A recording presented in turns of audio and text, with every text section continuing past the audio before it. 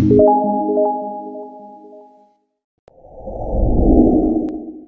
a very good morning to all. My name is Ankit and today we are going to discuss about Piaget theory of cognitive development which was given by Jean पियाजे।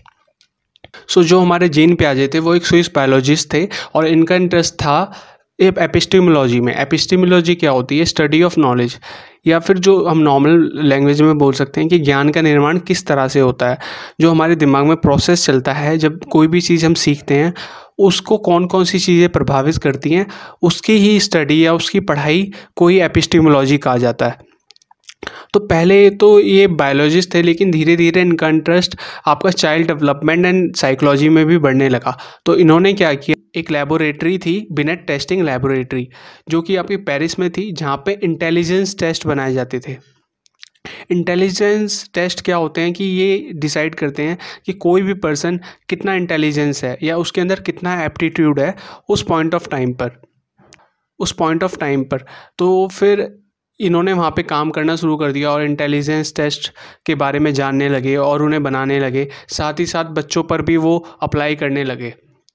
जो beneath थे, जिनकी laboratory थी, उन्होंने क्या बताया कि जो हमारी इंटेलिजेंस होती है वो कहीं ना कहीं सिर्फ इस बात पे डिपेंड कर रही है कि किसी पर्सन ने कितने सही आंसर दिए और कितने गलत आंसर दिए। So we can say that the Binet has defined the intelligence in terms of number of correct responses and number of wrong responses. लेकिन जो हमारे जीन पियाजे थे उन्होंने इंटेलिजेंस को अलग तरीके से बताया। उन्होंने ये बोला कि जो हमारी इंटेलिजेंस होती है वो हमारी एबिलिटी होती है एडजस्ट करने की और अडेप्ट करने की विद द एनवायरनमेंट, और जो हमारी इंटेलिजेंस होती है वो विद द टाइम चेंज होती रहती है। जैसे जैसे हम बायोलॉजिकली मैच्योर होते हैं, मतलब जैसे जैसे हमारी एज बढ़ती है वैसे वैसे जो हमारी इंटेलिजेंस होती है वो चेंज होती रहती है, ये इन्होंने बताया। लेकिन अब बात ये थी कि लोग उनकी बात क्यों मानेंगे, क्या उनके पास कोई प्रूफ है? तो उन्होंने इस बात को प्रूफ करने के लिए या अपनी बात को सही ठहराने के लिए आगे अपनी स्टडी की। तो इन्होंने अपनी स्टडी जो की उनके जो 3 बच्चे थे उनके ऊपर की।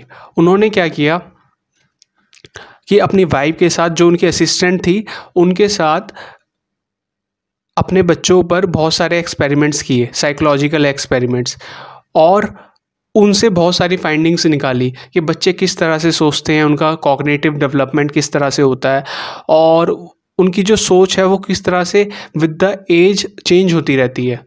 इसी वजह से इनको फादर ऑफ चाइल्ड साइकोलॉजी भी कहा जाता है। तो इन्होंने सबसे पहले ये बताया कि जो कॉग्निशन होता है वो क्या होता है। बेसिकली कॉग्निशन क्या होता है, एक मेंटल प्रोसेस होता है जो कि हमारे माइंड में चलता रहता है कि जब भी हम कोई चीज़ सीखते हैं या कोई भी चीज़ समझने की कोशिश करते हैं, जब भी कोई चीज़ हम सीखते हैं या कोई भी चीज़ समझने की कोशिश करते हैं, इसके अंदर अलग अलग तरह के प्रोसेस चलते रहते हैं, जैसे कि thinking, knowing, remembering, judging and problem solving. Normal day to day life में आपने देखा होगा कि छोटे बच्चे होते हैं, वो ट्रीज़ को देख के या कोई भी चीज़ को देख के सोचते हैं, उसके बारे में अलग अलग बातें सोचते हैं कि ये कहाँ से आया या ये कैसे काम करता है। जैसे एक छोटा बच्चा होता है वही सोचता है कि जो ये ट्रीज़ होते हैं या जो प्लांट्स होते हैं ग्रो कैसे करते हैं, इनको खाना कहाँ से मिलता है। तो ये एक प्रोसेस होता है कॉग्निशन के अंदर। फिर वो उस चीज़ को जानने की कोशिश करते हैं, या तो वो किसी से पूछते हैं उसके बारे में, या फिर उसको फ़ोन में सर्च करेंगे, या फिर बुक में देखते हैं। मतलब वो कोई ना कोई तरीका ढूंढते हैं उसके बारे में अपनी नॉलेज को बनाने का, या अपने उसके बारे में ज्ञान एकत्रित करने का। या फिर हम अपने डे टू डे लाइफ में चीज़ों को याद भी करते हैं, जैसे मम्मी का फ़ोन नंबर याद करना या पापा का फ़ोन नंबर याद करना या अपनी डेट ऑफ बर्थ याद करना। ये सारी चीज़ भी कॉग्निशन के अंडर आती हैं। फिर एक प्रोसेस होता है जजिंग, चीज़ों को जज करना है। जैसे आप एग्जांपल में देख रहे हैं, यहाँ पर बच्चा जज कर रहा है कि कौन से गिलास में ज़्यादा पानी है, तो ये भी एक पार्ट है कॉग्निशन का। साथ ही साथ प्रॉब्लम सॉल्विंग, हम बच्चे जो होते हैं वो पजल्स को सॉल्व करते हैं और छोटी छोटी चीज़ों के बारे में अपना व्यू पॉइंट देते हैं कि क्या सही है या क्या गलत है, या हम इस चीज़ को किस तरीके से करें। ये भी हमारा कहीं ना कहीं कॉग्निशन का पार्ट है होता है। जो मेन जो पॉइंट था पियाजे की थ्योरी का वो ये था कि जो हमारा मेंटल डेवलपमेंट होता है वो किस तरह से होता है फ्रॉम बर्थ टू अडल्टहुड। या फिर कह सकते हैं जो हमारा कॉग्निटिव डेवलपमेंट है, जो हमारा मानसिक विकास है, वो विद द एज किस तरह से होता है। और यहाँ पर एज को एक और नाम से बताया गया है, बायोलॉजिकल मैच्योरेशन। नेक्स्ट चीज़ जो आपकी पियाजे ने बताई है वो ये है कि जो हेरिडिटी होती है और जो एनवायरनमेंट होता है, वो दोनों के दोनों हमारे मेंटल डेवलपमेंट को अफेक्ट करते हैं। जैसा आप स्क्रीन पे देख रहे हैं कि जो हमारी हेरिडिटी होती है वो हमारे फिजिकल डेवलपमेंट को तो अफेक्ट करती ही है। जैसे जो भी हमारे फिजिकल फीचर्स होते हैं, जैसे हमारे हेयर्स हो गए या हमारी हाइट हो गई, या और भी जो हमारी बॉडी के फीचर्स होते हैं, वो कहीं ना कहीं हमारे पेरेंट्स से रिजेंबल करते हैं, हमारे पेरेंट्स से थोड़ा बहुत मेल खाते हैं। उसी तरह से जो हमारा मानसिक विकास होता है वो भी कहीं ना कहीं हमारे हेरिडिटी से इम्पैक्ट होता है। जो जीन्स हमें हमारे पेरेंट्स से मिले हैं उससे कहीं ना कहीं हमारा जो मानसिक विकास होता है, या जो हमारी इंटेलिजेंस है, या हमारे जो सोचने का नज़रिया है या तरीका है, वो सारी चीज़ें हमारी हेरिडिटी से कहीं ना कहीं इफ़ेक्ट होती है।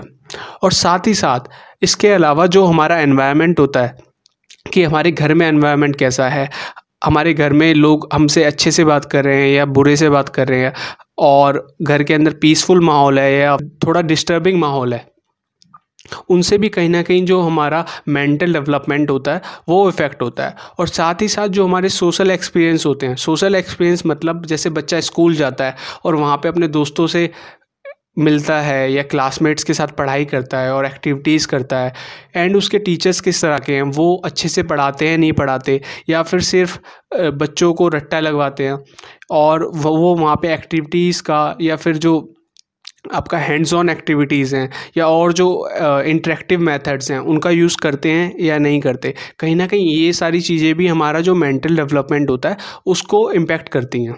जो नेक्स्ट चीज़ जो पियाजे ने बताई है वो ये है कि जो चिल्ड्रन होते हैं, जो बच्चे होते हैं, वो अपने ज्ञान का निर्माण जो आसपास का एनवायरनमेंट है या जो फिज़िकल वर्ल्ड है उसके साथ एक्टिविटी करके सीखते हैं या उसके साथ इंटरेक्ट करके सीखते हैं। जैसे अगर बच्चों को आपको सिखाना है कि कलर्स के बारे में, प्राइमरी कलर्स कौन से होते हैं, सेकेंडरी कौन से होते हैं, तो उनको सीधा बताने के बजाय उनको कोई एक्टिविटी करने के लिए दें जिससे कि वो उसमें इन्वॉल्व हों। साथ ही साथ अगर आपको कोई साइंस एक्सपेरिमेंट है या किसी रिएक्शन के बारे में उनको इन्फॉर्मेशन देनी है, तो इंस्टेड कि उन्हें बुक्स के थ्रू पढ़ाएं, उनको वो चीज़ करने के लिए दी जाए। इसकी वजह से वो ज़्यादा बेटर वे में सीख पाएंगे। इसके बाद पियाजे ने ये बताया था कि जो हमारी थॉट होती है वो हमारी लैंग्वेज से पहले आती है और कहीं ना कहीं वो उसका निर्माण भी करती है। जो हमारी लैंग्वेज होती है उसके निर्माण में जो हमारा थॉट होती है या जो हमारा थिंकिंग प्रोसेस होती है वो कहीं ना कहीं उसको फॉर्म करने में हेल्प करती है। जैसे कोई भी बच्चा है, अगर उसके सामने एक सेब आया तो कहीं ना कहीं पहले वो उसको देखेगा, चाहे उसको उसका नाम ना पता हो, और उसके माइंड में कुछ थॉट्स अराइज होंगे कि ये सेब है, ये गोल गोल है या ये फिर लाल दिखता है। देन उसको बाद में पता लगेगा अपने एनवायरनमेंट के थ्रू कि उसको सेब बोला जाता है।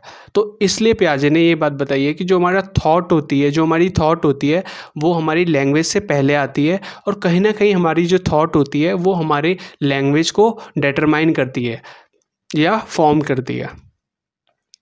So thank you so much for watching. And अगर आपको इस वीडियो से रिलेटेड कोई डाउट है तो वो उसको नीचे कमेंट बॉक्स में कमेंट कर दीजिए। एंड नेक्स्ट वीडियो में हम जानेंगे अडेप्टेशन प्रोसेस के बारे में। सो बाय।